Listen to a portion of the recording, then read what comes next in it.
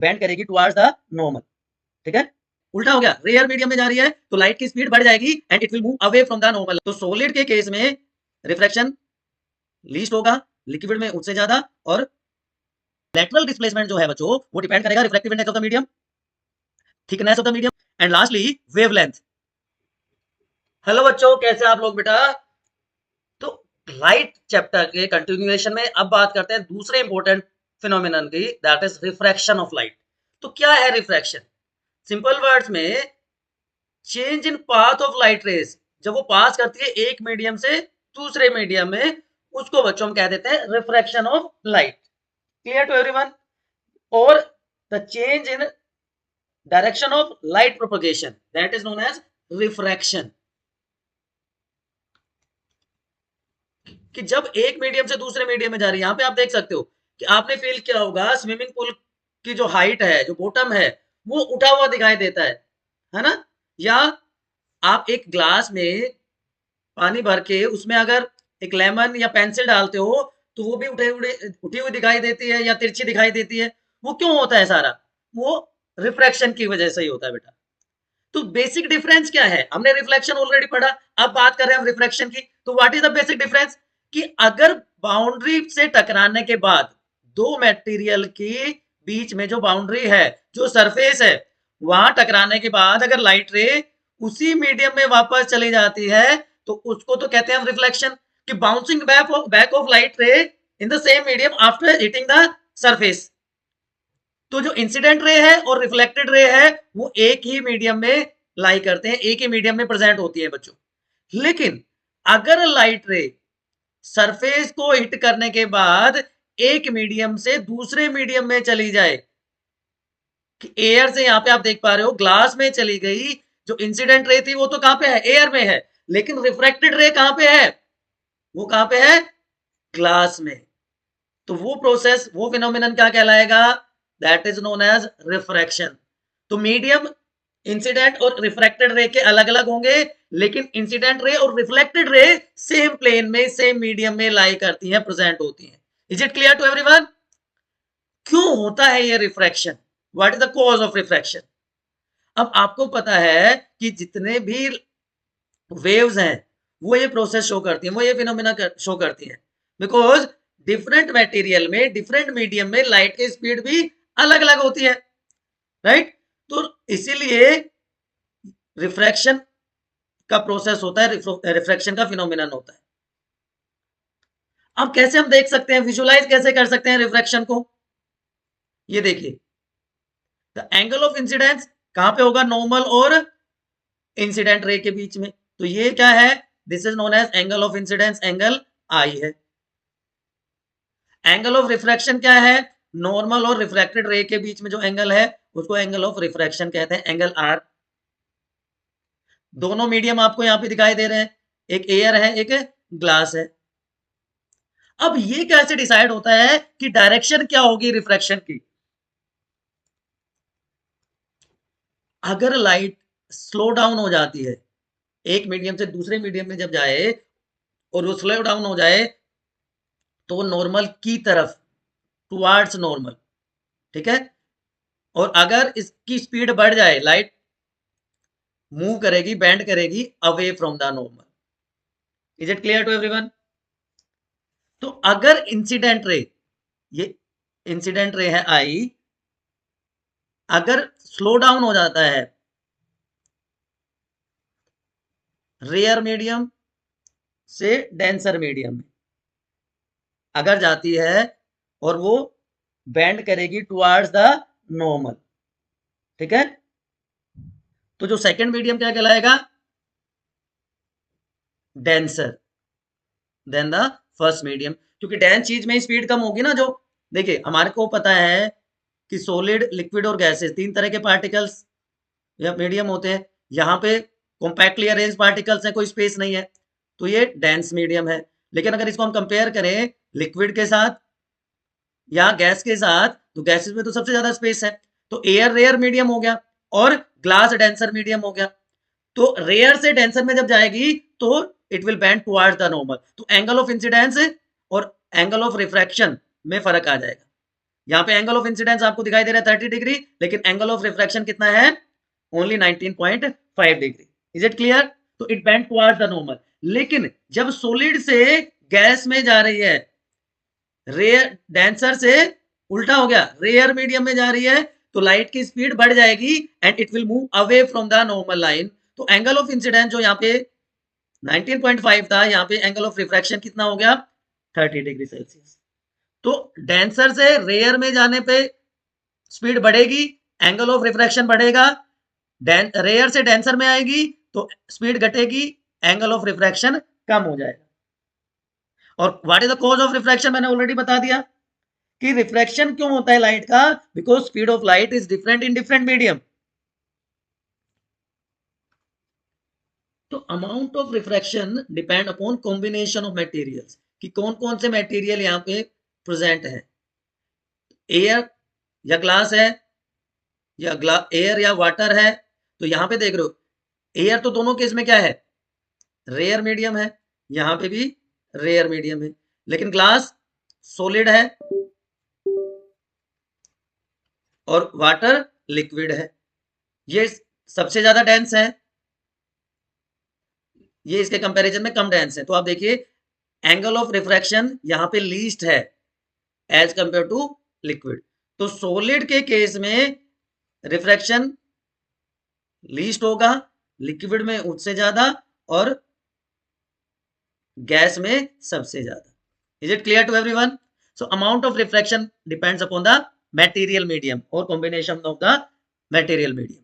Is it clear to everyone now? ठीक है, हो गया ये। अब बात आती है refraction through a glass slab. Important topic है, आपके सिलेबस में दिया हुआ है, refraction through glass slab. Glass slab क्या हो गया, ग्लास स्लैब वही हमारा क्या हो गया, air to glass. Air rare medium है, ग्लास डेंसर मीडियम है, तो it will bend towards the normal. ठीक है ना? तो जो लेटरल डिस्प्लेसमेंट है, बताऊंगा क्या होता है आगे थोड़ा सा, पहले हम ग्लास स्लैब की बात कर लेते हैं। ग्लास स्लैब जिसकी थिकनेस मान लीजिए टी है, राइट, एंड उसका refractive index mu, refractive index है,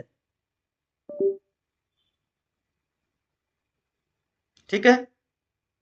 अब एक इंसिडेंट रे ए ओ ए आई जो ओ पे इंसिडेंट होती है, तो जो ये एंगल नॉर्मल के साथ बनाएगी वो एंगल ऑफ इंसिडेंस हो गया, और ये नॉर्मल विदाउट डेविएशन। लेकिन रिफ्रैक्शन के बाद ये नॉर्मल के साथ angle of reflection angle r बना रही है, ये एंगल आई है, right? Clear to everyone? So lateral displacement जो है बच्चों, वो डिपेंड करेगा refractive index of the medium, thickness of the medium. अगर ज्यादा थिकनेस है तो ऑब्वियस सी बात है लेटरल डिस्प्लेसमेंट भी ज्यादा होगा। तो thickness of glass slab is directly proportional to lateral displacement, जिसको हम एक्स से शो कर रहे हैं। X is directly proportional to T and X is also directly proportional to refractive index of the medium.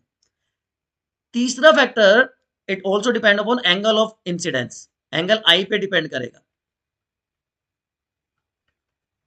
इसके भी ये डायरेक्टली प्रोपोर्शनल होता है, एंगल आई के भी।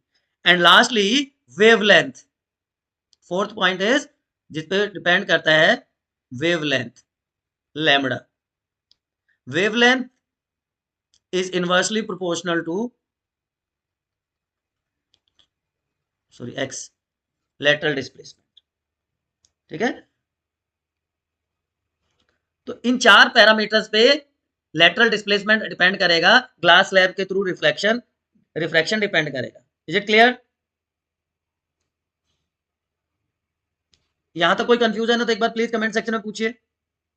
चलिए एक न्यूमेरिकल देता हूं आपको, 1 मिनट एक क्वेश्चन करते हैं, उससे आपको चीजें और क्लियर हो जाएंगी। मान लीजिए हमारे पास एक लाइट वेव है जिसकी वेवलेंथ लैम्बडा कितनी है, 5895 एंगस्ट्रॉम। ठीक है? अब ये वैक्यूम से ट्रेवल करता है एक मीडियम में, और मीडियम का रिफ्रैक्टिव इंडेक्स है 1.5, तो म्यू दिया हुआ है हमें, हमारे पास वेवलेंथ है, तो आपको निकालनी है velocity of light, velocity of light and wavelength in medium. Simple सा फॉर्मूला होता है v is equal to C upon n. Velocity of light in a medium is speed of light in vacuum upon n क्या है, refractive index. सो 3 into 10 कितना होता है, 8 metre per second upon 1.5, तो कितना आ गया, 2 into 10 8 metre per second. Is it clear? अब wavelength कैसे निकालेंगे मीडियम की, वेवलेंथ अपॉन एन, क्योंकि हमें पहले वेवलेंथ दी हुई है लाइट वेव की। तो 5895 और एन कितना आ गया हमारा, 2 इंटू 10 8, तो इसका हाफ हो जाएगा 3930 एंगस्ट्रोम। Clear to everyone? कुछ बच्चों को अभी समझ में नहीं आई होगी बात, क्योंकि अभी रिफ्रैक्टिव इंडेक्स थोड़ा सा प्रॉब्लम कर रहा होगा कि सर रिफ्रैक्टिव इंडेक्स क्या होता है ना। चलिए पहले आपको अब रिफ्रैक्टिव इंडेक्स बताते हैं, फिर कुछ और न्यूमेरिकल्स करेंगे। रिफ्रैक्टिव इंडेक्स बेटा कुछ नहीं, सिंपल रेशियो है speed of light in two medium, in pair of medium, medium 1 और मीडियम 2। मान लीजिए ये हमारी ग्लास लैब है, तो एयर तो मीडियम 1 हो गया और ग्लास लैब हमारा मीडियम 2 हो गया। तो इन दोनों मीडियम में वेलोसिटी ऑफ लाइट का जो रेशियो है उसको हम क्या कहते हैं, रिफ्रैक्टिव इंडेक्स, एन या म्यू से इसको रिप्रेजेंट करते हैं। Clear to everyone? अब वेलोसिटी वी होती है। अब देखिए ये 1 एंड 2 क्यों लिखा गया, अगर हम कंपैरिजन करते हैं मीडियम 1 का मीडियम 2 के साथ, कंपैरिजन जिसके साथ है वो बाद में लिखा जाएगा, ऊपर लिखा जाएगा, और जिसके साथ कंपैरिजन है वो नीचे लिखा जाएगा। अगर मैं कर देता medium 2 with respect to medium 1, तो क्या होता, mu 2 1 is equal to mu 2 upon mu 1, या 2n1 n2 अपॉन n1। तो it is simply ratio of refractive speed of light in two mediums. Clear to everyone? लेकिन यहां पे हम दो वर्ड यूज करते हैं, refractive index and absolute refractive index and relative refractive index. Absolute and relative refractive indexes, दो word use किए जाते हैं रिफ्रैक्टिव इंडेक्स के केस में। ये टेबल आपने एनसीईआरटी में देखी होगी। अब ये क्या कहती है कि डिफरेंट मटेरियल्स का जो रिफ्रैक्शन इंडेक्स है वो अलग अलग है। वैक्यूम का 1 लेते हैं, एयर का स्लाइटली मोर देन 1, वाटर का 1.33, ग्लास का 1.5, और भी कई सारे दिए हुए हैं आपके। अगर एनसीईआरटी की बात करूं तो मैं वहां पे एल्कोहल भी दिया हुआ है 1.36, राइट। वहां पे केरोसिन भी दिया हुआ है 1.44। तो ये जस्ट कुछ एग्जांपल्स हैं, राइट। तो every light medium has a index of refraction, जिसको हम रिफ्रैक्टिव इंडेक्स कह रहे हैं, जो बताता है हमें कि कितनी लाइट रिफ्रैक्ट होगी, और ये एक से कम नहीं होती, और क्योंकि ये सिंपल रेशियो है तो इसकी कोई यूनिट भी नहीं होती बच्चों। तो एन सिंपली क्या है, एन सिंपली क्या है, wavelength of light in air और vacuum to wavelength of light in medium, या speed of light in vacuum to speed of light in medium. So N is equal to C upon V, या N is equal to lambda naught upon lambda. Lambda क्या है यहाँ पे, lambda note क्या है यहाँ पे, wavelength of light in air और vacuum, wavelength of light in air और वैक्यूम, और लैम्डा क्या है, wavelength of light in medium. इसी तरह सी क्या है, speed of light in air और वैक्यूम, और वी क्या है, speed of light in medium. तो इन दोनों से हम रेशियो निकाल सकते हैं। अब मैं बता रहा था आपको दो वर्ड होते हैं, absolute and relative refractive index. Absolute refractive index क्या है, ratio of speed of light in free space, speed of light in free space to speed of light in given medium. Absolute का मतलब ये है ना comparison, relative का मतलब भी आप कहोगे कि सर कंपैरिजन ही होता है। यस, ये स्टैंडर्ड है फ्री स्पेस और गिवन मीडियम का, क्योंकि फ्री स्पेस में speed of light is fixed 3 × 10⁸ metre per second. तो n is equal to C/V, जो अभी हमने डेरिवेशन देखी थी, इसको हम म्यू से भी लिख सकते हैं, रिफ्रैक्टिव इंडेक्स को हम म्यू से भी लिखते हैं। Is it clear? अब दूसरी बात जो आती है बच्चों, दैट इज अब वो एंगल ऑफ इंसिडेंस और एंगल ऑफ रिफ्रैक्शन कहां चले गए सारे, उनका क्या हुआ? तो mu is equal to sine angle of incidence upon sine angle of refraction. ठीक है, तो ये स्केलर क्वांटिटी है, इसकी कोई यूनिट नहीं होती, कोई डायमेंशन नहीं होती। Refractive index mu of free space is minimum, and वो कितना होता है? 1 होता है। ठीक है, अब दूसरा वर्ड है relative refractive index. Relative, relative तो सबके होते हैं, तो उनके साथ तो हमारा कंपैरिजन होता है कि भाई हमारा रिलेटिव है, उसका बच्चा, उसके तो जी 95% आ गए, तो आप अगर आप 10th क्लास में हो तो आपके साथ कंपैरिजन होगा ना, तो वही बात है, रिलेटिव कंपैरिजन है। तो अभी मैं बता चुका हूं ऑलरेडी आपको, μ1 2 मैंने लिखा है, इसका मतलब मीडियम 1 और मीडियम 2 के बीच का रेशो जो है, रेशो किसका है? वेवलेंथ का या स्पीडो लाइट का। तो μ2/μ1 या λ2/λ1। ठीक, ये निकाल सकते हो आप। तो ये होता है रिलेटिव रिफ्रैक्टिव इंडेक्स। जैसे डायमंड का रिफ्रैक्टिव इंडेक्स हमें पता है, स्पीड ऑफ लाइट हमें पता है, तो म्यू क्या आ जाएगा? रिलेटिव रिफ्रैक्टिव इंडेक्स क्या आ जाएगा? ये आ जाएगा, है ना। मीडियम 1 से मीडियम 2 का जो कंपैरिजन है वो हमारा रिलेटिव रिफ्रैक्टिव इंडेक्स होता है।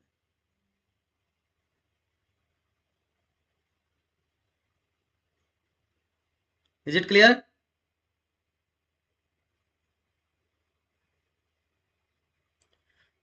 चलिए, अब रेयर मीडियम का मैंने बताया था आपको बच्चों कि स्पीड लाइट की फास्ट होगी, डेंसर मीडियम में स्पीड स्लो होगी। रेयर मीडियम है एयर और डेंसर मीडियम है ग्लास, सॉलिड मीडियम जिसको हम कहते हैं।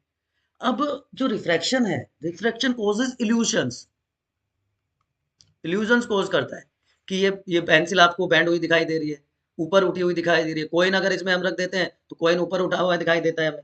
तो रिफ्रैक्शन कॉजेज इल्यूशंस, है ना। क्यों? क्योंकि जो सबमर्ज्ड पार्ट है, जो व्हाट यू से डूबा हुआ हिस्सा है ना, वो सरफेस के क्लोज होगा, close to surface as compare to actual position.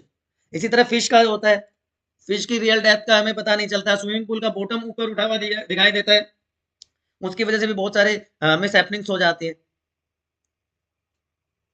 तो रिफ्रैक्शन, रिफ्रैक्टिव इंडेक्स, कोई कंफ्यूजन है तो एक बार आप बताइए मुझे, अगर समझ में आ गया तो इसका आंसर बताओ मुझे। चलो चलो ये करके दिखाओ, ये आपके लिए डायग्राम है।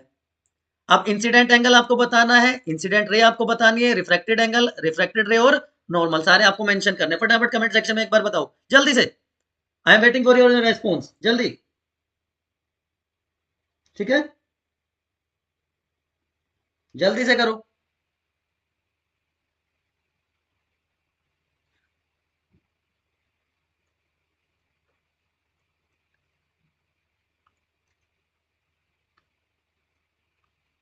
चलो मैं बताता हूँ, ये इंसिडेंट रे है आई, ये नॉर्मल हो गया हमारा, ये रिफ्रैक्टेड रे है ये एंगल ऑफ इंसिडेंस है, ये एंगल ऑफ रिफ्रैक्शन है। Is it clear to everyone?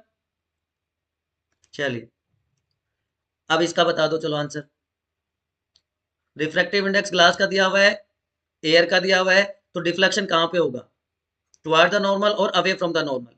Glass कैसा मीडियम है? ग्लास कैसा मीडियम है? डेंसर मीडियम है। एयर कैसा मीडियम है? रेयर। तो डेंसर से रेयर मीडियम में जाएगी तो away from the normal, band away from the normal, right. Denser से रेयर में जाते टाइम लाइट रे मूव करेगी away from the normal. Is it clear? चलिए ये इसका आंसर आपको दिख रहा है, क्योंकि ग्लास का रिफ्रैक्टिव इंडेक्स हाई है तो रिफ्रैक्शन ज्यादा है एज कंपेयर टू एयर। चलिए लॉज ऑफ रिफ्रैक्शन, दो लॉ है, there are two laws of refraction. एक तो वही है जो रिफ्लेक्शन के केस में पढ़ा कि incident ray, reflected ray and normal to the interface lies in the same plane, lies in same plane। दूसरा क्या है? Sine of angle of incidence to sine of angle of refraction, इसको Snell's law भी कहते हैं। The ratio of sine of angle of incidence to angle of refraction is a constant and it is known as Snell's law। Clear to everyone? तो Snell's law क्या कह रहा है कि जो रिफ्रैक्टेड एंगल है, एंगल ऑफ रिफ्रैक्शन है, वो डिपेंड करता है एंगल ऑफ इंसिडेंस पे, एंगल आई पे, और दो मटेरियल के बीच का जो रिफ्रैक्टिव इंडेक्स है उनके ऊपर डिपेंड करेगा। ठीक है ना? तो एंगल ऑफ रिफ्रैक्शन हम स्नेल्स लॉ से निकाल सकते हैं, क्योंकि हमें पता है sine i upon sine r is equal to constant. ठीक है? तो ये डेरिवेशन है, ये इक्वेशन है। एन आई क्या है? Refractive index of first medium या मटेरियल। एन आर क्या है? Refractive index of second medium. Theta one angle of incidence, theta r angle of refraction, and sine is sine function. तो n i sine theta one या incidence is equal to n r sine theta r. इस equation से आप angle of refraction निकाल सकते हैं, as simple as that. ठीक है बच्चों? अब इसी से रिलेटेड दो इंपॉर्टेंट चीजें और है। टोटल इंटरनल रिफ्लेक्शन, अगर क्रिटिकल एंगल को हम एक्सीड कर देंगे तो रिफ्लेक्टेड रे जो है वो डिसअपियर हो जाएगी, या दूसरे वर्ड में हम कह सकते हैं कि जो इंसिडेंट मटेरियल है, इंसिडेंट रे है, उसका रिफ्रैक्टिव इंडेक्स बहुत ज्यादा है तो वो उसी प्लेन में वापस आ जाएगी और मल्टीपल रिफ्लेक्शंस कॉज करेगी। उसी को क्या कहते हैं? Total internal reflection. जो शाइनिंग होती है डायमंड की, shining of diamond is due to total internal reflection, multiple reflections होते हैं उसमें। ठीक है? और एक वर्ड जो लेटरल इन्वर्जन की हम बात कर रहे थे, लेटरल डिस्प्लेसमेंट, की परपेंडिकुलर डिस्टेंस है between incident ray and reflected ray, जिसको हम इमर्जेंट रे भी कहते हैं। जब ग्लास स्लैब में से लाइट रे पास होती है, ये ग्लास स्लैब है आपकी, तो ये इंसिडेंट रे है, ये नॉर्मल हो गया, ये रिफ्रैक्टेड रे हो गया, और ये नॉर्मल, जिसको हम इमर्जेंट वे भी कहते हैं, इमर्जेंट रे। तो इन दोनों के बीच की, इंसिडेंट रे और इमर्जेंट रे के बीच का जो परपेंडिकुलर डिस्टेंस है वो क्या कहलाता है? Lateral displacement. Clear to everyone? यहां तक कोई भी कंफ्यूजन है तो एक बार बताओ, फटाफट बताओ मुझे, अदरवाइज हम नेक्स्ट टॉपिक स्टार्ट करेंगे। बोलो फटाफट। यहां तक समझ में आ गई बात है? अगर आप लोग कुछ न्यूमेरिकल्स करना चाहते हो तो एक बार कमेंट सेक्शन में बता दीजिए, अदरवाइज अब शुरू करते हैं लेंस। ठीक है? दो टाइप के लेंसेज होते हैं, जैसे दो टाइप के मिरर्स हमने पढ़े, इसी तरह से दो टाइप के लेंसेज होते हैं, concave and convex lens. Spherical lens होते हैं कि नहीं होते? स्फेरिकल मिरर तो हमने पढ़ा था, आप लोगों को याद होगा। उसके बाद कॉनकेव कॉन्वेक्स मिरर्स हमने पढ़े, और अब बात कर रहे हैं हम लेंसेज की। कोई भी डाउट है फटाफट पूछ लीजिए एक बार कमेंट सेक्शन में।